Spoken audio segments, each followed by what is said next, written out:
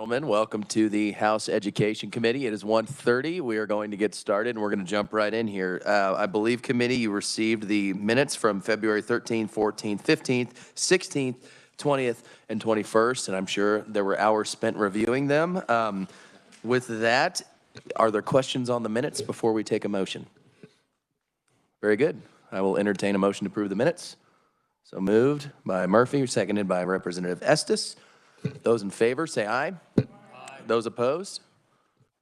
Very good. Motion passes. All right, committee, we are honored today to have the Commissioner of Education, Dr. Randy Watson, here. He has got a presentation for us that I believe he did present to the State Board a while back.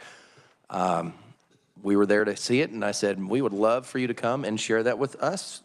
And with that, I will say welcome and turn it over to Commissioner Watson. Good to see you. Thank you, Mr. Chairman, and good to see all of you.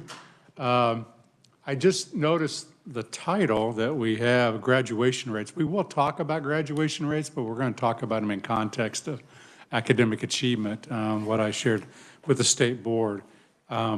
So good to see all of you. Hope that the good news is that this isn't here to any testimony on a bill. We're just here to kind of learn what the State Board's tried to do around trying to help students succeed and the challenges that we still have in front of us to make sure that that happens.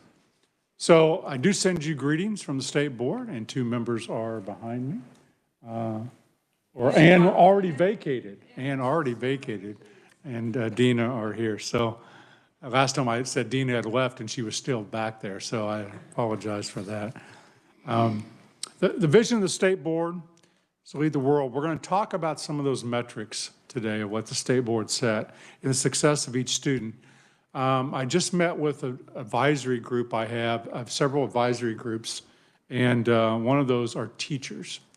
And they're former teachers of the year, current teachers of the year, Keen Award winners, and we were talking about that success of each student and how that is different for every student and every family as we try to navigate that for them. So that is what we're trying to accomplish.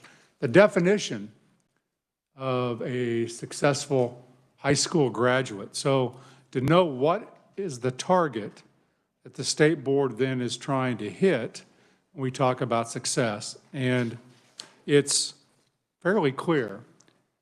You graduate high school, you have a set of skills, and you're able then to go into post-secondary or in the workforce without remediation. Now, what are the skills then that are necessary to do that? So that's the definition. So that's what we're trying to measure on the macro level. Academic, we're going to spend quite a bit of time around that as it relates to some of the other skills, cognitive, technical, employability, and civic engagement. When I meet with business leaders, as I know all of you do all the time, they tell me that the employability skills, maybe more than anything, have deteriorated over the last generation. Show up to work, good customer service, communication skills, generally around oral communication, but some written, the ability to do that. And then, of course, civic engagement. So those are the subset of skills we're trying to gain in order to help students become successful. So I'm going to walk you back in a period of time. Representative Hill, not quite when you were on the State Board, all right, not quite that far back, but, but a period of time when the State Board had to take a look at academic achievement and what to do around that. So we're going to talk around academic success as it relates to, but I'd be happy to come back or talk to any of you around the cognitive or the employability, you know, the things that we're working on, civic engagement, et cetera. So the first thing, this is going back now to around 2015 and 16. The State Board took a look at standards. So this can easily become confused, but the standards are what the State Board set in all the curricular areas that to be taught. So 2 plus 2 is an example of single-digit addition. Single-digit addition is a standard. A curriculum then is what a local school district purchases or develops in order to teach that standard. So first thing State Board said, well, let's look at the rigor of our standards. Just how rigorous are these standards? And they said, We want to establish high standards for students in mathematics, science, and English language arts. And we want to establish high cut scores on the assessments that are given. And they gave those to a group of teachers to develop and to set. So this is in 15. But I want to tell you what prompted that. So coming off of an era that, if you're an educator, you'll remember, called No Child Left Behind. The federal government said by 2014, every student will be proficient in reading and mathematics. All right? We're going to talk a lot about the word proficient because it's an interesting word that in grade level that we use all the time, just in common conversation for playing cards or something. Well, is that kid proficient? Is that kid on grade level? And it's an interesting way in which those things are derived. So the first thing the state board looked at was an organization called Education Next said in 2009, we're giving you a D in the level of rigor of your standards. All right, now what happened in No Child Left Behind? In order to achieve 100% proficiency by 2014, every state was allowed to reset their bar twice during that period. We lowered it twice, all right? And now it disbanded around 2012, so we never got to the end of No Child Left Behind. But every state adjusted that level of proficiency with the attempt to try to hit 100%. I want you to keep that in mind as we think about what the state board's trying to do and work with families and what happened. So in 2009, it gave Kansas an overall grade of a D. That's mathematics, science, language arts combined. By 2017, when the standards have been redone, it said, Kansas, we're giving you an A now. You've improved the rigor of the standard, just of what was asked for during that time. And it said you have the 6th highest standards in the country. You can see that. This is the chart. And we give you an A in 4th grade math, an A in 8th grade math. We give you a B+ in reading in 4th grade, and we give you an A in 8th grade. Now this is again, Ed Next did this chart. So this is just the standard. And you can see where Kansas then went to an A, and you can see the other states. Because every state gets to set the difficulty of the standard. They also get to set on their assessment to measure the standard where that score is. So just remember that as we go through this, because the state board asked teachers, can you really raise the rigor of the standards? And teachers designed that. The state board adopted that back in 2015 and 16. And so when you look at then, so let me come back to the standards. So when we look at this, that was the first step. You have to have high standards. You have to be asking students to do rigorous work. And the task that teachers were given is when you look at a student in 3rd or 4th or 5th grade, make sure that when we set these standards, that we're setting them that a student that does well would have every door open to them as they get older. They could go to the military without remediation. They go to the workforce without remediation. They go to the University of Kansas without remediation. They go to Cali County Community College. Every door would be open because we don't know what door they're going to execute, right, when they get older, when they're younger. So that was the charge. And again, we went from one of the last in the country to 6th in the country in the rigor. And then we had to design an assessment. That's the standard. Now we have to design a test. Teachers got together, psychometric, these are the test people got together. And here is the equivalent of that assessment as it relates to NAEP, which is the National Assessment of Education Progress. So this is looking then in 17 at the assessment. This is an independent look. This is NAEP itself and U.S. Department of Ed statistically. And it charts every state and where they design the cut score for proficiency. Remember we talked about that word? And so this is 8th grade reading, and on the far right-hand side, I circled it for you, Kansas has the highest cut score in the country. 6th highest standard, highest cut score, 8th grade reading in the country. So, as we get into results and we start to look at the results, one of the things that was done in the No Child Left Behind era, and the state board could do it any time, is lower that cut score. And when they do that, more kids will be proficient on the state exam. Does that make sense? The reason they did this here is that they wanted to make sure that academically, if a student scored at that level, we're going to call it 3 and 4 later, academically they were ready for post-secondary attainment. So this is what you look at in 8th grade reading. I'll show you the same chart. This is mathematics, and you can see Kansas is there too. Yes, sir. Question from Representative Estes. You asked if everything made sense, so I would like to ask a clarifying question. Yes, ma'am. That is a rating of the cut score, that is not student performance.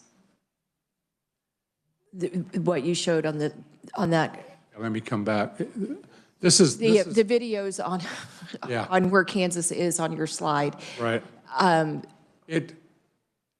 There you can see it. This is a level of the cut score that was set at the proficiency level in every state. Okay, so Not that's an actual test. not an actual test result. That's just, Where the state board set it. thank you very much. Yes. So we're going through steps here, all right?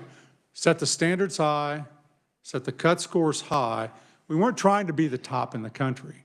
The teachers were trying to set it to say academically, when you're at a certain grade level, all those doors are open to you because we don't know which door you're going to want to open. So that was step number one. And that, again, here's mathematics, and it's cut off during that time. Now, Representative Estes, I'm going to show you actual data. So then we said, all right, this was in 17, and now we've got to monitor how our kids doing. And so part of the goal is to graduate, remember, and go on to post-secondary. So what we wanted in 15, when the teachers and the state board worked on this through 17, we were somewhat using analytic models to predict what we couldn't see yet. And so once we got then to the last couple of years, we now have empirical evidence of what this means related to academic. So what I'm going to show you now are approximately 73,000 Kansas students. So now we're going to look at real data and how those students did on the 10th grade English Language Arts exam and the 10th grade mathematics exam. Now, one of the things you're going to hear from teachers is those kids don't take that exam very serious in 10th grade. Representative Younger will probably tell me that. That's true. I'm not here to talk about the effort. I'm here to show the correlation to how students did to some of the other outcomes and what we learned. So this is 2 classes of students that are now out of high school and would be in post-secondary somewhere in their junior year if they went to college. That makes sense. Or 2 or 3 years out of high school. This is when they were 10th graders, right? So the first chart I'm going to show you is exact student data over 2 years, 10th grade, English Language Arts, and its correlation to graduation rate. All right, so let me walk you through this. Level 1, our assessment is level 1, 2, 3, and 4. 4 is the highest you can score, 1 is the lowest you can score. Students that scored in level 1 in 10th grade over 2 consecutive years graduated just under 80% of the time. That's a correlation. By the time you get to level 4, you can see that's 96. So we see a pretty strong correlation to academic achievement and the ability to graduate on time. Now that's English Language Arts. Mathematics is very similar.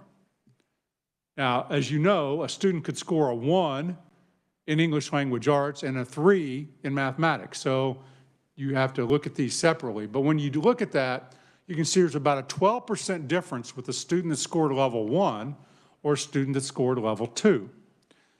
Graduation, just in terms of did they graduate high school? And then that levels off somewhere between 2 and 3 and 3 and 4. You don't see as much of a gain, but you see a fairly significant gain from level 1 to level 2 in terms of graduation. That's what we were looking for. What's the correlation to how well I do academically to do I go on and graduate? All right, so I'm going to kind of recap as I go through this. Step number 1, set high standards that were ranked 6th in the country, set a high cut score, ranked number 1 in the country, and then start to look at our actual data to see, is it true that if we hit those marks, it actually leads to the desired outcome that we want to see. So then we wanted to look at, do students go on to earn something beyond high school? This could be a certificate, like a CNA. This could be a 4-year degree. This could be a welding certificate. And so again, I'm going to show you, the blue is English language arts, and the orange is mathematics. Level 1 students, and I'm just going to kind of, somewhere between 27 and 30% of them went on to graduate high school and earn something else. They may have gone to college, they may have gotten a welding certificate, they've gone on to earn something else.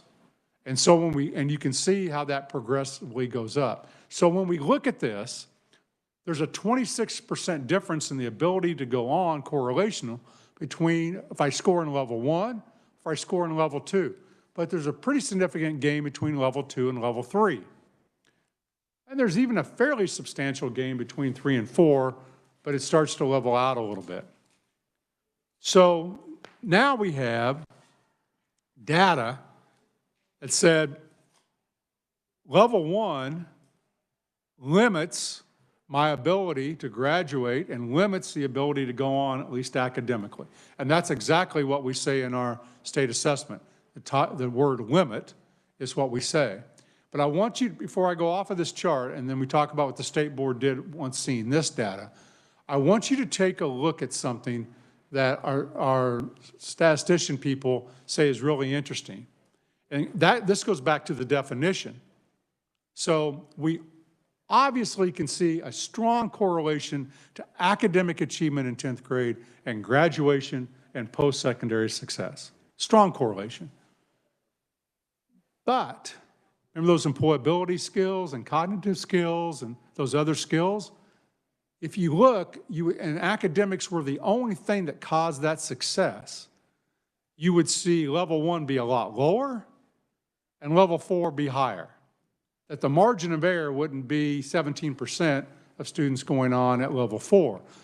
Because level 4 equates to about a score of 30 on the ACT test, for those of you familiar with the ACT. So it's really high.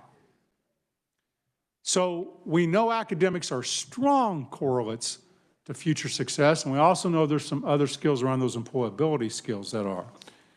So, State Board looked at this data, said, this is about the time now, COVID, right? But action. So with your assistance, we established a dyslexia position and really went after the science of reading. We've got to double down on literacy so we can get every kid to a high level of literacy. And to do that, we need to do training, and we need to make sure that we're in a position to help students in the science of reading. And the State Board allocated $16 million for reading and mathematics to train pre-K through 3 teachers, and they're extending that to 4 and 5, grades 4 and 5 teachers in reading and in math, so that everyone knows how to do this. Very important. But still have to look at the data. What's happened since 17 and this chart that we've talked about right here. So we're establishing training. That training will go on through 24 and 25. We're seeing, though, especially during the pandemic, too many kids are falling in level 1. All right? And we want to move them out of level 1. Everyone does. And we want to move them up the chart. And so the state board is currently looking at, all right, outside of the training, which was the next step. Again, I'll recap. Set high standards, set high cut scores for the assessment, look at the data, now put money into training so we can be in the science of reading and mathematics. Again, thank you for that partnership. State board, again, $16 million over those years to do that training. State board said, we're going to have to take a look at these points of where we've got some school districts where too many kids are in level 1. Maybe we ought to establish clear goals with school districts about how we're going to move that out, because we don't want to just teach to a test. We want to teach to the standard, and we want to do that in an appropriate way, and establish clear measurable goals to monitor at the state level monthly to advance movement in academic achievement and all of student success. So that's where we're currently at.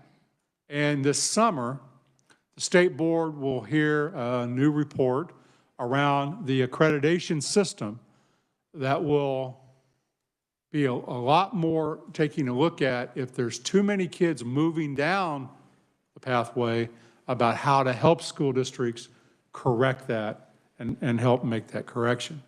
Now, I want to come back to this chart again because I mentioned proficiency and grade level. Apologize. The state or the federal government makes every state set a term called proficiency. And they make you set it so that 2 categories below, wherever you draw the line, you have to have 2 categories below that level. You can have 3, but 2 of those have to be below the level of proficiency. You saw where Kansas set it. So we set it at 3 and 4. And you can clearly see at 3 and 4, we graduate a lot of kids, and a lot of those students go on to post-secondary. But then what happens is when we're over at each other's house watching the Super Bowl, right, and eating, someone goes, well, are kids failing at level 2? And the answer is no, far from it. In some states, that would be proficient. It just isn't in Kansas. Level 2, in fact, is doing really well, as you can see from the results. It's level 1 where we start to get the diminished returns, and so moving kids from 1 to 2 is great, 2 to 3, 3 to 4. So we never set it. We set the state board set those scores and set those standards in order to tell parents, I'm on track academically or I'm not quite on track academically. That was the whole purpose. And sometimes I think we revert back to other terms, and I could get the psychometric people here to tell you all the variance in that. But I wanted to just point that out. So right now, the state board is having a lot of discussion around what's the next step if school districts are not moving, doing growth within those cycles. So that's the next step for the state board as they analyze that data. So I hope you can kind of see every step along the way. I want to now highlight a school district. I try to do this each month with the state board, highlight a school district or two that's really doing a nice job, and you may have never heard of the job they're doing because they may not be at the very top, but they're showing great growth. So I want to tell you what the state board has for a goal for graduation, 95%. We'd like to have 100, but we know in small schools, 1 student can vary that. In 2016, we were at 86%, very high. In 2022, the last, we were at 89.3. Now, what's instructive about that is that that's the highest it's ever been in the history of Kansas. That's the highest. It also is the highest with students with disabilities, with students in poverty, and students who do not speak English as their first language. So we're trying to get to 95. We've made some progress with that. And I want to show you a school district that we're trying to highlight this month. and you may have heard of them. It's one of our non-contiguous school districts, Southeast Kansas, Chetopa St. Paul. They don't join. Chetopa and St. Paul are not side by side each other. They were at 88%. This past year, they're at 94%. So we really like those gains. But then we want to look at, are they going on after high school? Or we're just graduating kids from high school. They don't have any skills. So our goal is 70 to 75% of students will go on and earn a certificate through a tech school or a community college or university in or out of Kansas. And in 2015, that rate was 44%. I graduate, I go on to earn something. In the latest year that we track, it's at 52%. And I want to stop there because you're saying, well, wait, we're in 2023. Why only 2020? We wait 2 years after a cohort group graduates, and then we look to see, did they go on? So we wait 2 years. So on July 1 of 23, we will add the class of 21 to that data set, and we'll look at it. So we've increased that statewide over 8%. Now, let me tell you where most of that came from. This is where I think you just ought to jump up and down and get excited. When you go talk to business people, when you're, especially in the evening, you know, when there's a dinner or there's someone in the rotunda, right, that's feeding you breakfast or lunch, and they want to talk to you, and they talk about the need for skilled labor in Kansas, right? Manufacturing, welding, maybe a non-baccalaureate, which we have too, an engineer, skilled labor. Most of that gain has happened with kids not going on to 4 years of college. It's happened in the 2-year sector, which we're really excited about. All right, now here's Chetopa St. Paul, the same thing. We're trying to get 70, 75. They were at 48%. Today, they're at 55.7. So again, very nice gains. At 70, 75? No. So see, when you set a high goal and you don't get to 75, is that failing? Well, they're showing great growth toward that from where they were. And then, but did they know anything, Mr. Chairman? Did they know anything when they graduated, right? So I want to show you their academic achievement through COVID. So we're looking at 2017 when we set the standards and the cut scores to 2022, which is our most recent year. State assessment, all grades, Chetopa St. Paul. Here's science, level 1. Back in 17, 34% of kids were in level 1. 34% in science. By 2022, they had dropped that to 29%. Is that still too high? Yes. Yes. But we're headed, Chetopa St. Paul, in the right direction. So how about English language arts? About the same percent, 35. They had dropped that to 30. Now the goal is, in the next 4 or 5 years, can we drop it to 25? Can we drop it to 22? Here's mathematics. That was their highest percent in level 1. And it's still their highest, but it's equalized, they've dropped that 8%. That's what they did in level 1. But what about levels 3 and 4, right? We moved them out of the bottom. Do we make any gain there? So I want to, again, highlight Chetopa St. Paul. By the way, I don't know if Chetopa still claims to be the catfish capital of the world, but growing up in Southeast Kansas, driving through Chetopa, that was always the sign. All right, here's levels 3 and 4. In 2017, 31% of kids in science were in levels 3 and 4. Today, 39. We like to have 70 to 75. We're trying to grow that. English language arts was at 30. Today, 37. Mathematics, look how low that was on the levels 3 and 4, 17. And now it's 28. They've grown about 7% in each of those categories. So they've grown levels 3 and 4, they've decreased levels 1, they've increased graduation rates, they've increased the number of kids going on to earn something else. State board loves that look. And not every school district's doing that. And that's where the state board is looking at those early warning measures that they could help school districts that are not able to achieve that. What could we do? Some of that is curriculum alignment, some of that is making sure teachers are trained effectively on how to teach, and some of it is just being persistent in that work. So, Mr. Chairman,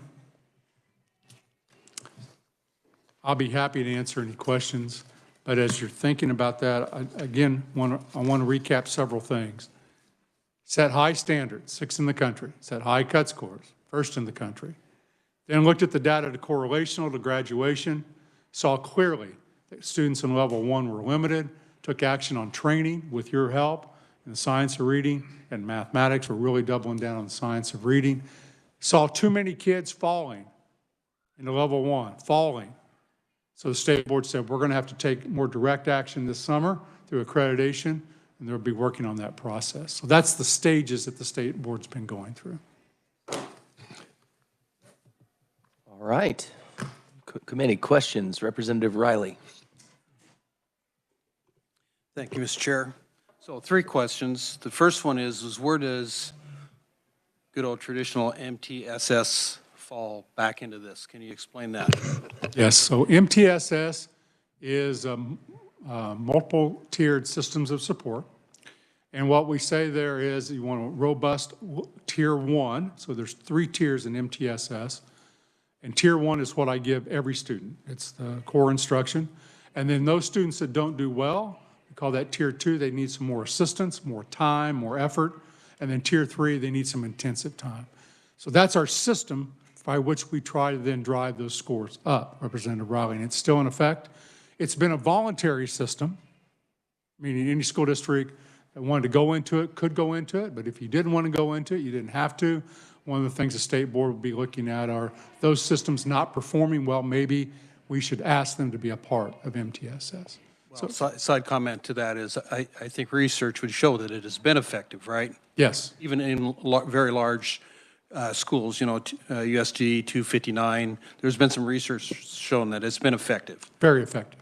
Okay, so then my second question, so at a state level, or well, even better, at a school level, so if these students are getting level 1, at what point do we make the discussion? And I guess that's where I was bringing out the MTSS, but where do we bring out the discussion that we require everyone that got level 1 on those tests to either have an extended summer school or they retake that grade? I know that's a local school board issue, but I think it needs to be discussed. Excellent question, Representative Riley. So I think there are multiple factors when you look at that. You see a student in level 1. We want to talk about let's use English language arts and reading. Do they have a curriculum that reflects the science of reading? So we want a good curriculum that's going to teach phonics, phonemic awareness, et cetera. Are there teachers trained to deliver that? Because maybe not, maybe. So we want to make sure we have that in alignment. We want an MTSS system then that's going to help kids during the year.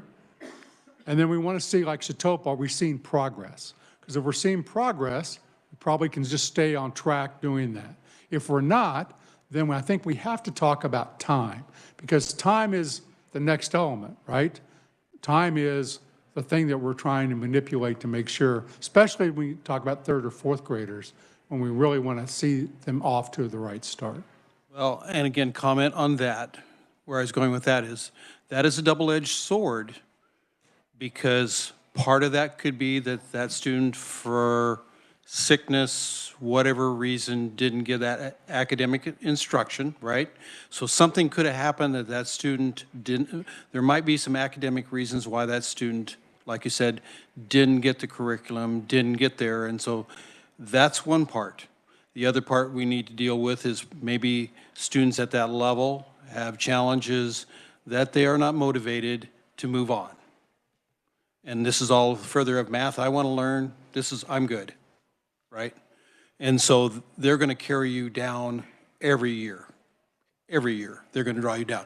So that's a double-edged sword of what you're talking about when you're talking about those level 1 people, level 1 students, right? And we also, Representative Riley, want to be in consultation with parents as, yes, again, the conversation about what do we but it's a year-long collectively. thing. It's not just something that happens in the Correct. Year, right?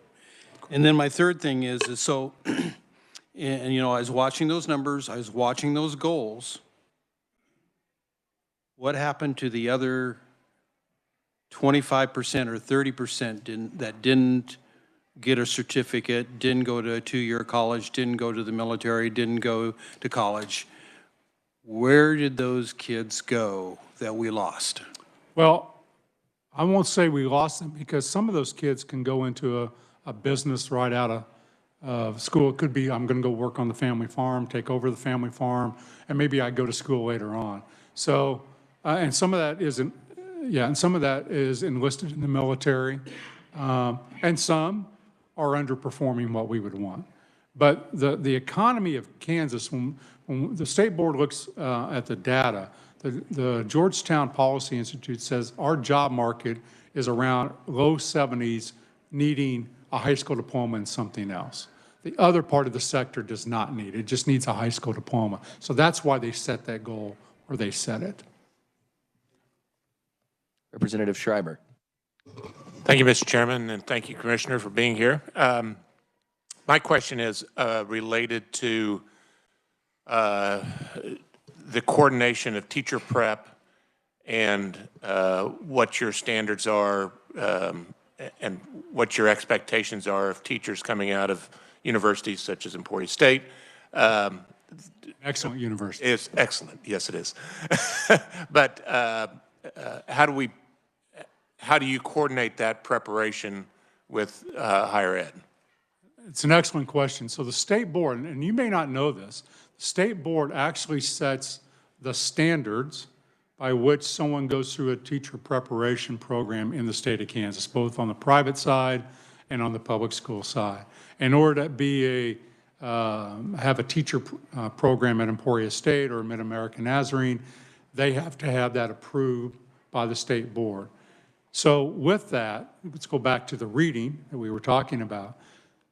Making sure that we're teaching within higher ed, the science of reading is really important. So we've afforded, and the state boards ask higher ed, need to align to that. And if you need training, we'll provide you that same training to get that done, and many are taking advantage of that. So, and I use the science of reading because I want you all to know, I remember, not that, in 1959, and all right, the year I was born, let's throw that on the table. There was a book that's Why Johnny Can't Read. And it was an indictment on there's no phonics being taught. That was 1959. I went through school in the 60s. Dick and Jane, that was the reader that I was used, right? Which was not that. And for years, there was this argument at the higher ed level, I'm talking about reading researchers, about how students learn to read. And they disagreed.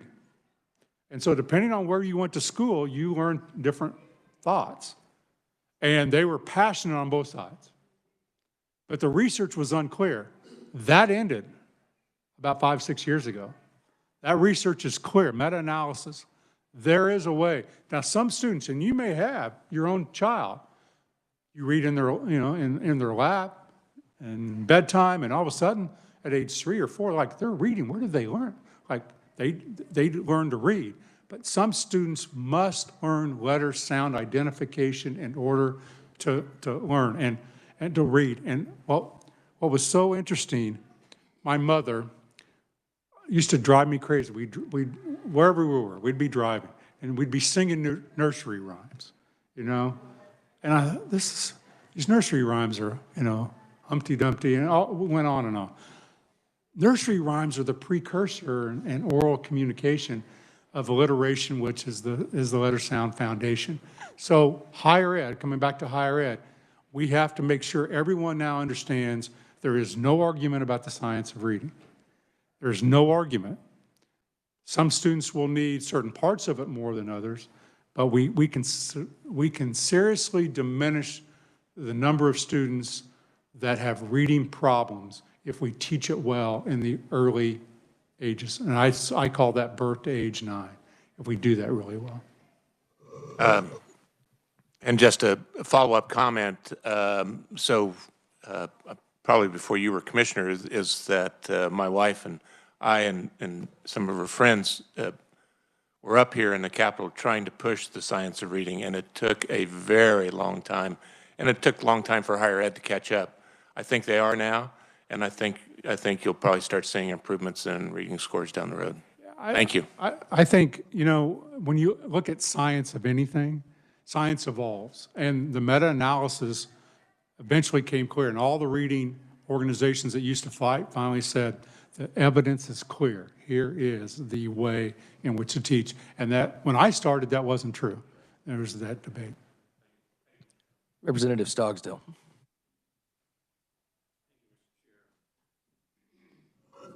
I just wanted to say congratulations.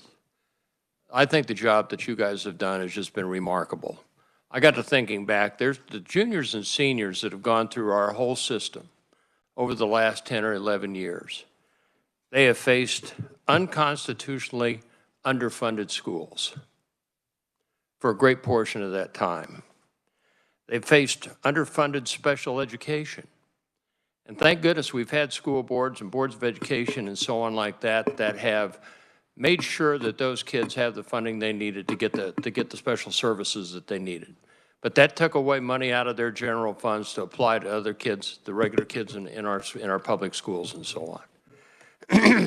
Then we had to suffer through an unprecedented worldwide pandemic. Another obstacle that schools had to face. And then we have a critical teacher shortage. And then we had an ongoing political attacks on our public schools and our teachers. And to think that we've achieved these kinds of goals and these kinds of numbers when these kids and these teachers and these school boards and these parents and so on have had to deal with all of these other issues, I think is nothing short of remarkable. I wanted to just say congratulations. Well, there's a lot of work yet to do, Representative Stogsdill. And I would say, when the state board's looking at academic and graduation and post-secondary effectiveness, they know that they've got to look at all of these data sets in combination. It's like I tell people all the time, if you go to your doctor and the doctor says, whoa, we just ran some blood tests and your cholesterol's 250. And you say, well, what are we going to do about that? Well, we can start you on drugs and maybe you ought to lose some weight and maybe you ought to exercise. And all of a sudden you do all that and 9 months later your cholesterol starts to fall and you go back and say, well, you did a great job. Cholesterol is really good. But your blood pressure and other things have gone haywire in the 9 months. That's why we're constantly looking at all of that data. So we're really happy with our graduation. We're really happy with our post-secondary. I was in Hayes and Lincoln and Salina yesterday, and in Lincoln and in Salina, they wanted to show me their vocational welding programs. That's something new and how they were training kids to get out in the workforce. But over that time, our academic achievement has fallen. State board is looking at that. Like, we can't allow that to continue. And that's why they're trying to take the action that they are so that we get this balance back together. All right, Representative Hill. Thank you, Mr. Chairman. Dr. Watson, I was really glad to hear you admit what year you were born. Especially after Hill, when I was little, saying you were born in '59 sounded a lot better than 60. Yeah. When you get to be my age, it doesn't sound as good, right? Especially after your comment about my advanced age. First of all, I wanted to compliment the state board and you as well as you lead them on the focus on reading and really the switch that has occurred in the ideas of reading. And I think we're still kind of getting feedback, aren't we?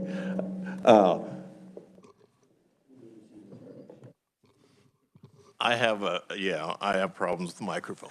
Yes. So anyway, really appreciate that. And I think we will see improvements in reading if we continue that focus on the science of reading. I really appreciate that. I had a little bit of questions on the bar graph that we looked at quite a lot there, and it's it's kind of an interesting bar graph, but we really didn't have raw numbers associated with those those columns about how many students were in each of those categories. It's one thing to look and see how each of those categories performed. It's another thing to look at what the numbers are that are in them. I mean, if you have 2 students that are in the proficient category, it's kind of meaningless how many of them graduated. Do you understand what I'm saying on that? Yes, yes, sir. And so I'd be happy to share that with you because we look at that too. The biggest percent of students are in level 2. But we've taken those 4 categories and we've actually broken them up into 8. So we could subdivide each of the categories. And so we see a large number of students at the top of level 1 that we think we could fairly easily move into level 2 and hopefully see better predictions. You don't have, the numbers on the lower end of level 1 are really, really small. But most percent-wise of our students on that chart in 10th grade were in level 2. Second question that I would put out there is, you mentioned NAEP up at the beginning there, and kind of use NAEP as a standard.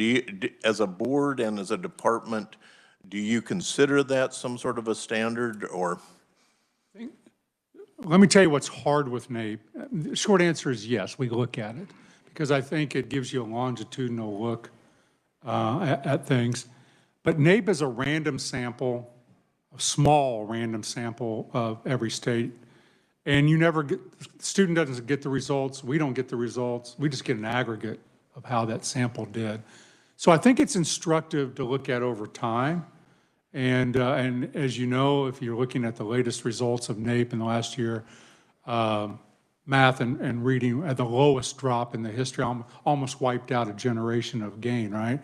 The question we have to ask ourselves is, how do we make that up? Which I think Representative Riley was alluding to, because that's still unknown. How long will it take to make that up? Because if I was a kindergartner when that happened, that's a little bit different than if I was an 11th grader when that happened, when COVID hit. So we do use NAEP, but we use it more of taking a look at how are other states and what happened nationally. It's kind of like we look at ACT relative to how other states do and what percent take the ACT, because the larger percent you get, the scores tend to drop. So it's, again, another data set that the state board looks at to say, are we on the right track, or do we need to modify something in order to get a better outcome?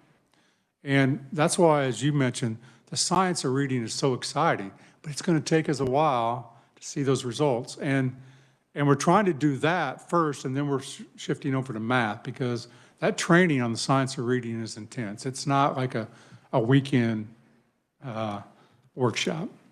It seems like I remember you giving a presentation here a while back where you focused on some longitudinal data. Is there momentum on the state board, policy-wise or in the department, to switch to the idea of looking at progress over time versus snapshots? Yes, and so they'll be studying that this summer. Do we want to do that? What does it look like? How do you do it? What you have to be careful of when you do a growth, you're trying to measure growth, like I showed you Chetopa, is that you've got to make sure that you're not measuring at some micro level and then really not moving the macro of that. So you've got to look at both. But I know that you love data and I love data. And I think data doesn't tell us the answers. It informs us of how we're doing. And that's why the state board's constantly looking at multiple sets of data to say, is this working? Is it not working? Or what do we think is working and what do we not think is working? And then when you try to turn that around from a policy, right, we talked about the standards, it takes a while for that to shift. And so the science of reading is a good example. We're fully in on spending $16 million in training, and have been, and we'll be through 24. When we start seeing results, I'm going to knock on wood, I'm hopeful we start to see them this spring, start to see, you know, a little bit of a rebound. We'll have to see. And then the state board's going to look at that data, just like going to your doctor. You know, if you're not getting the desired results, what's the doctor say? Maybe we ought to change your medication. Maybe we ought to look at a different lifestyle. That's what the state board's trying to do, is constantly look at that and then make adjustments on what we need to do.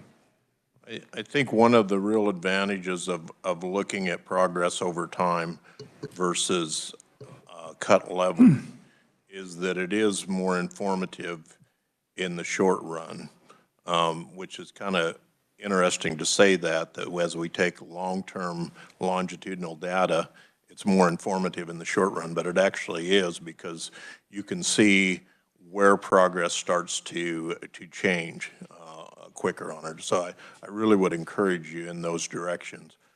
One last question, and this is probably just a little bit of a personal thing, but on your opening presentation, you put out the premises that we are the most successful in Kansas in the world, education-wise. I mean, I don't know. It's our vision.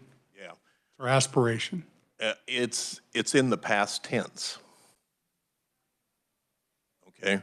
And I never see data that shows that we are the most successful in the world, or that we are not the most successful in the world. I mean, to be able to make that statement and to back it up really requires some comparison to the entire world. And in the spirit of honesty and openness, if that is true, we should have the documentation to show that's true. And if it isn't, we should put it into the future tense rather than putting it in the past tense. Thank you for that. Thank you. Representative Estes. Thank you. Randy, I have a couple, Commissioner, I have a couple of quick fill in the blanks, and then I'm going to ask the real question. How many school districts do we have? 286 public school districts, and then the state board accredits about 90 private school districts. Okay. And how many of those school districts, when you look at 10th grade math and English language arts, how many of those districts have 50% or more of their students who are level 1? Do you know that number? I don't off the top of my head, Representative Estes, but I can get that number for you. Okay.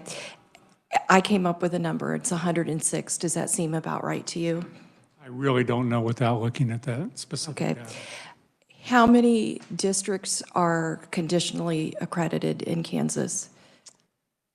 I'd have to look that up. Right now, public, private, Just public. I think it's about 6, but I want to make sure. I was going to say about half a dozen, but the majority, Representative Estes, come up for their accreditation this spring and summer.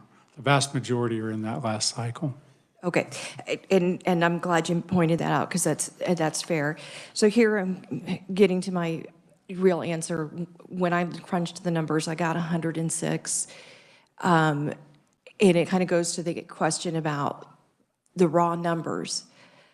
Because when I look at your slide 5, that scares me. If we have 106 or approximately 106, I'm human, I could have made an error, that have 50% or more of their students are level 1, and I look at only 27.1% of those get something post-secondary, or 30% if you're looking at ELA or math. Okay, so what's happening to that 72% and 70% of those students who don't get something else when our economy is going more and more towards highly skilled workforce?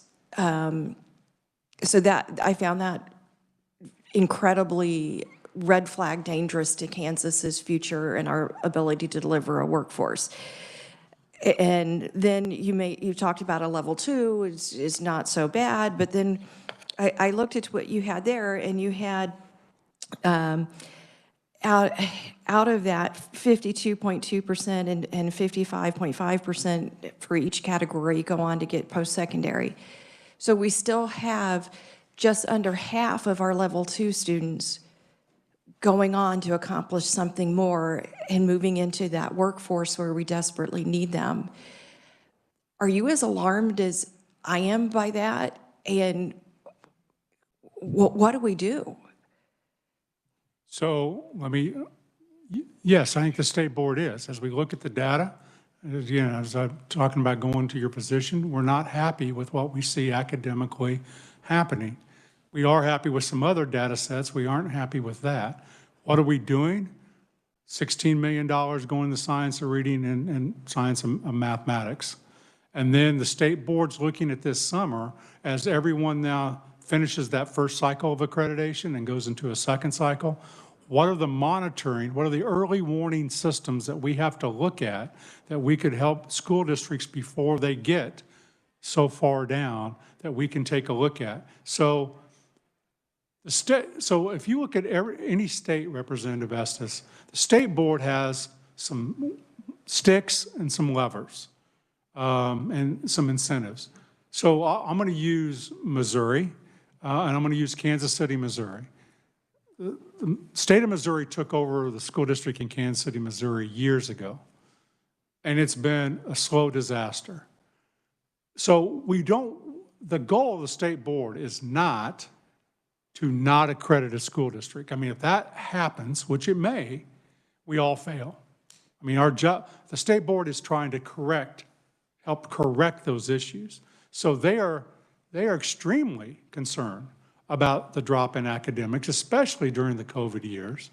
And that's what they're currently doing, training, and then trying to take a look at this summer, modification to their accreditation system that start to address more of an early system of warning.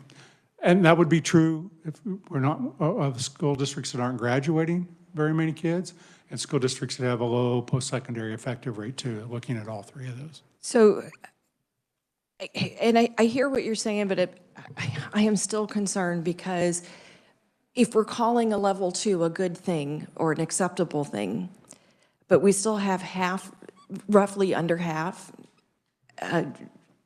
that aren't going to some kind of post-secondary route, we're going to continue to have that workforce shortage. And I'm concerned about looking at that level 2 as something that's acceptable. But I want to go ahead and react. So I want to combine something Representative Estes with maybe Representative Hill and Representative Riley.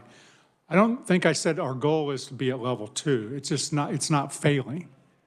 It's not failing. Moving from level 1 to level 2, correlational, the level 2 kids look much different than the level 1 kids. We want to move them to 3 and 4, but if we're looking at a growth model, you're not going to go from 1 to 3 overnight. You're actually going to go between levels, and then you're going to move a level. And if we can move, the difference between level 1 and level 2 in terms of graduation and post-secondary is tremendous. Now, you get another bump between 2 and 3 and 3 and 4, but we got to move those level 1 kids. That's the urgency, is to move them into 2.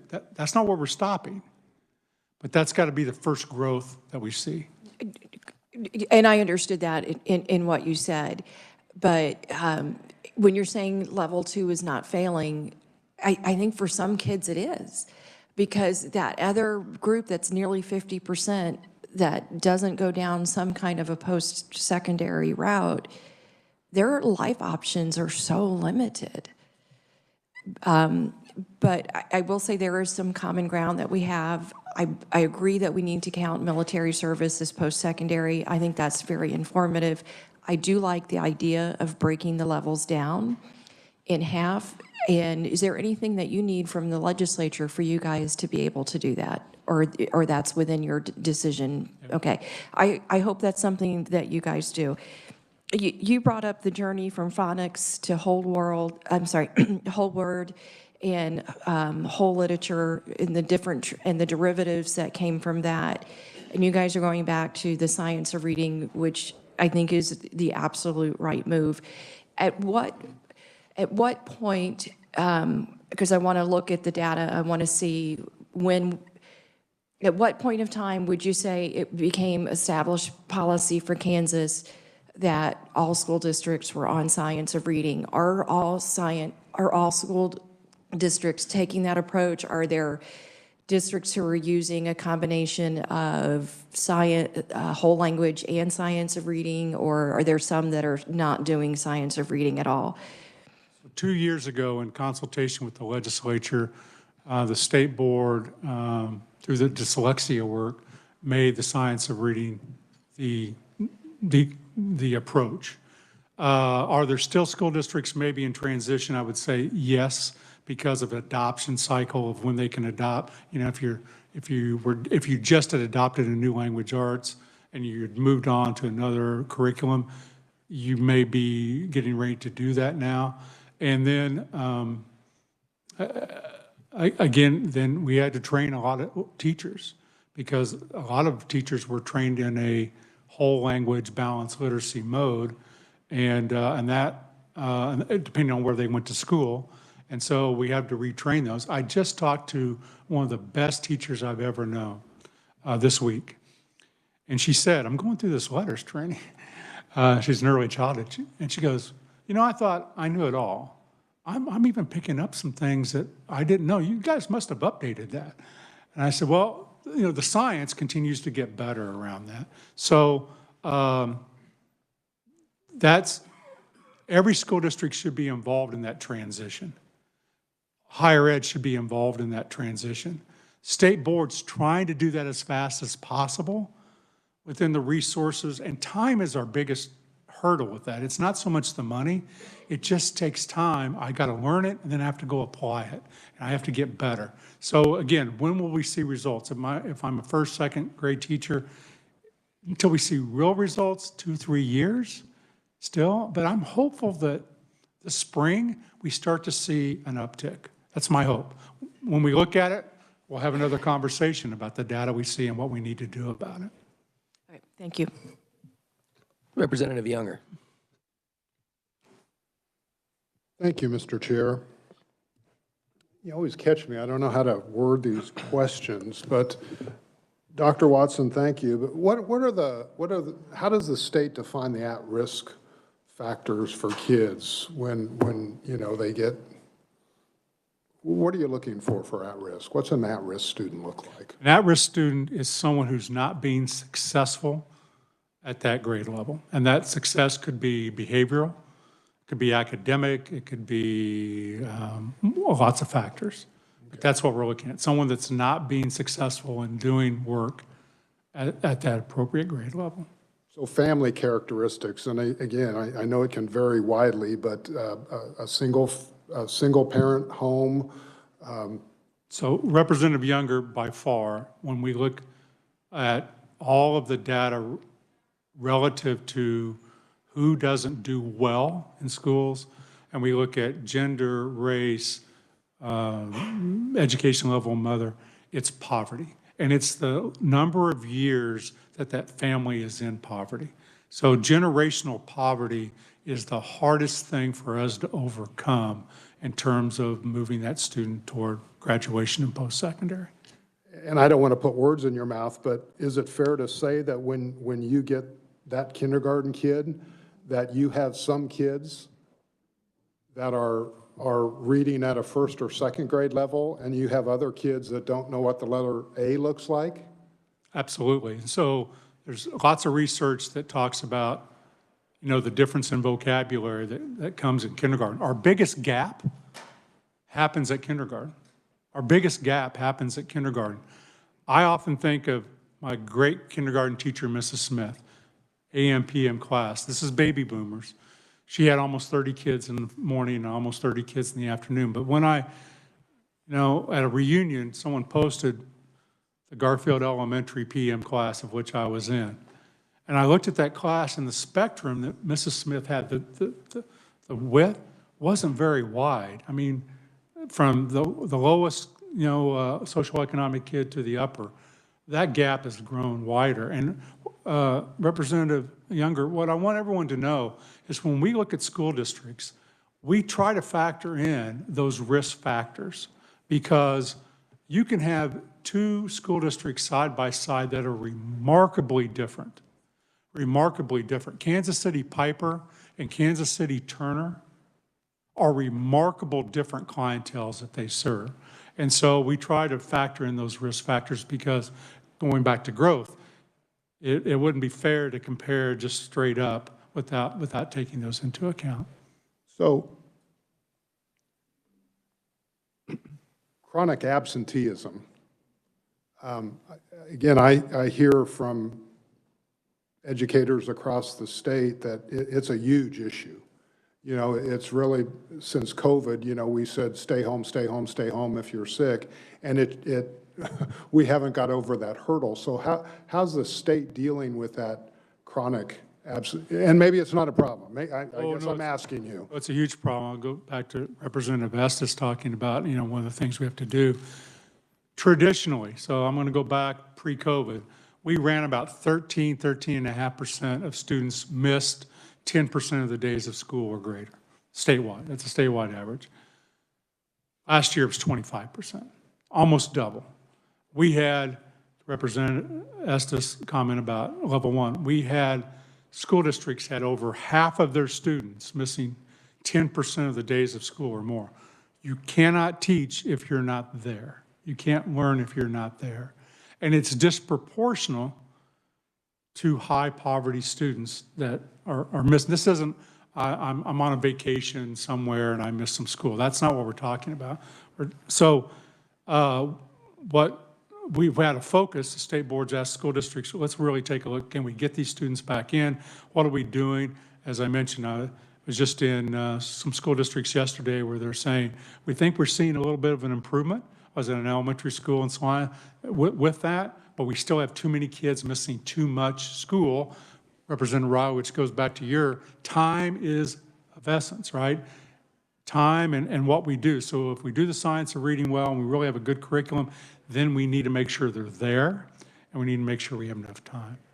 So, and one last comment, Mr. Chair, is I think Representative Estes said, you know, what, as a legislature, what can we do to support KSDE?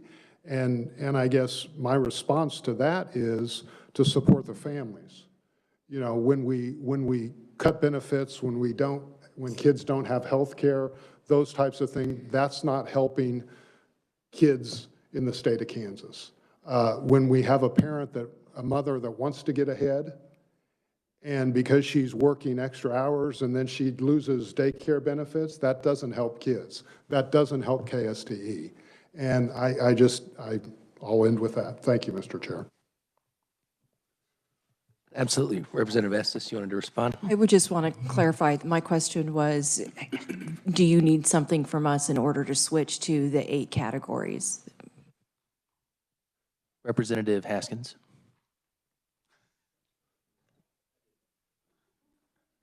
Answer the question. Thank you, Mr. Chair. Thank you, Dr. Watson. And going off this trend of talking about parental support, it is proven that by the 8th grade, if a child hasn't had a discussion about going on to post-secondary or viewing post-secondary as a possibility, statistically, they might not go on. So the family is extremely important. And I'm reflecting on previous sessions in which we talked about mental health.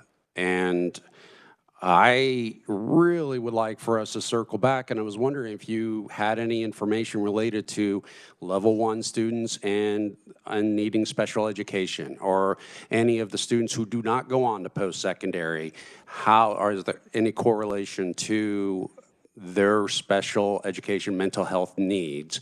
And I didn't know if you could build off that since we have your perspective of the special education and student success. Thank you, Representative Haskins. I can tell you that I do not have data correlated to mental health related to student achievement.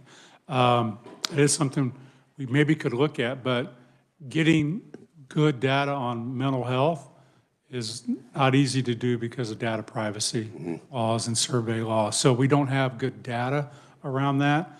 I can certainly talk to you about youth suicide and what anecdotally people, you know, when I'm in schools, they would tell you that mental health needs have risen, both with adults of the families that we're serving and also the students. When we look at the very bottom of level 1, those would be more special needs students in that category. And I appreciate that. And to follow up a little bit, going back to one of the reports we received where it says 3.8 million adolescents in the United States in 2019, 12 to 18, 60% of them did not receive any treatment for their depressive or issues of mental health. And those that did received them in the school. Now the CDC says that for school psychologists, we should have a ratio of 1 to 500. In Kansas, we have 1 to 1,200. So 1 school psychologist to 1,200 students. Now, I would imagine that if we just focus on that itself, and this is probably leading, but I would imagine if we could reduce that as a goal from 1 to 750, these students that need or can see that college it may not be in their future, but we can talk to them about their mental health and getting them through these needs, we should be able to see an increase in our success rates. Is that logical? Well, I can certainly tell you that as mental health gets better, academic scores go up. They're closely linked.